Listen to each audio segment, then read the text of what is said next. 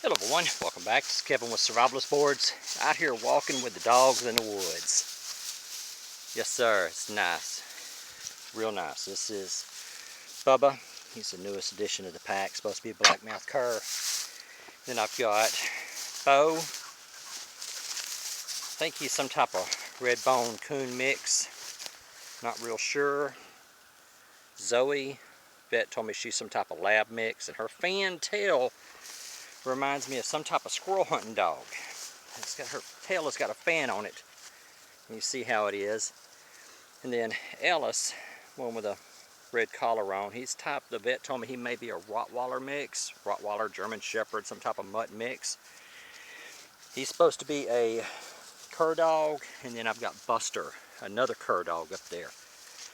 And as we're walking, I'm observing how they do, how do they act whenever we're out away from the house. Who's the most ambitious? Who's the best hunter? Whenever the chase instinct kicks in, whenever they catch a whiff of something, what do? And notice how that cur dog, he's always up there in front. That's how he always is. He's like a scout. He is up there looking for something, always looking for something. He makes a sound, the other two are right after him, and then we got Little Bit that's following up. Now, I'm not recommending any certain type of dog breed here. All we're doing is making observations on different types of dogs, like the coon hound that just went in the woods there, Zoe here, Ellis, Bubba, and Buster is around here somewhere. That cur dog is something else. Also, one of my observations is, y'all might be wondering, which one's the most family friendly? It has to be the cur dog. Second is the coon hound. They're just very loving, passionate dogs. That cur dog, Buster, not Bubba, Buster, he just loves to get up in the bed with you and snuggle with you, get up in your lap. He just kind of high-strung. Alice is the next one. He loves to snuggle. He loves to get up in the chair with me and let me hold him. And Zoe, the black one, the lab-looking one, is the most independent. She stays outside most of the time. She comes in to eat, sleep, and then the first thing in the morning she is back outside again and gone. Now for hunting, the cur dog, the tan cur dog right there, he is the most agile. I'm talking he's like a gazelle, just jumping and jumping and jumping and running. He's thin, he gets plenty to eat, but he just stays very thin. See how that tail's wagging? He's really in his habitat out here. And then the coon dog, I'm not quite sure exactly if he's a full-blooded coon hound, or what he is. He was abandoned. All these are rescues. All these are rescues. The cur dog, he gets on the scent of something, and he is gone. I'm talking he is agile, running, jumping, bounding, just an overall great dog to have out here in the woods. Oh, Bubba. And the coon hound, he's more of a good treer. He's not a real good runner. His endurance is not that of the other dogs because he's carrying a lot of mass. He doesn't have the agility of the other dogs. And Zoe there, she's probably my most vicious hunter.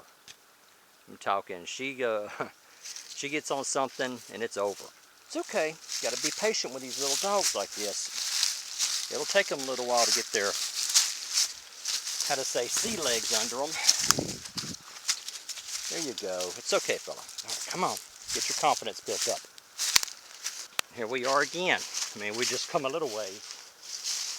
Probably a little over 100 yards from where we started at. And notice where that cur dog is at. Always up there in the front. Always up there front leading the pack. And Bo is, notice he's panting a little bit heavier. He's got a lot of mass. But the thing about that hound dog, whenever he's around the house and he catches a scent of something, everybody's going to know it because that dog can howl. He is like a wonderful alarm dog. Something gets up there around the house or something gets close to the chicken house, he catches the scent of it. It is on like Flynn.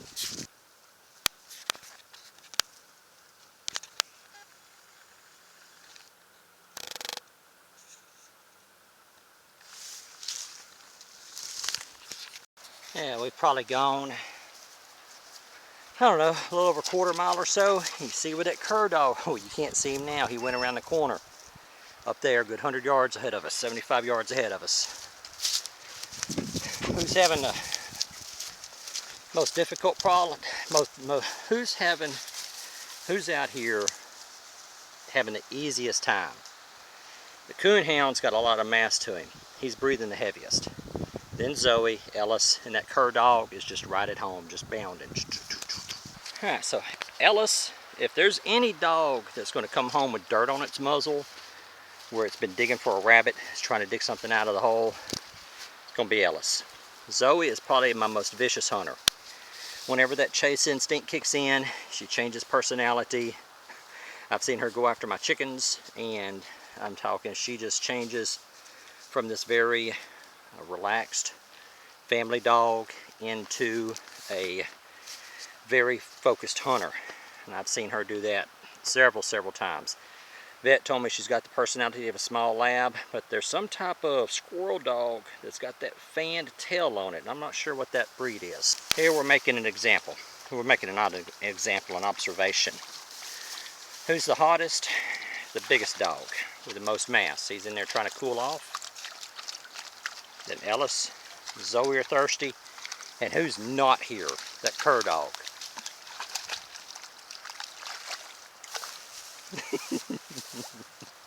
Oh.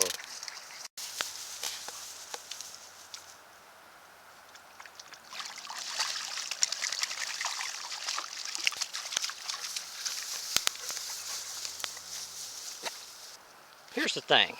Here's one of the issues. Buster's gone. The cur dog's gone. He is gone. He's out here in the woods somewhere. Excuse me.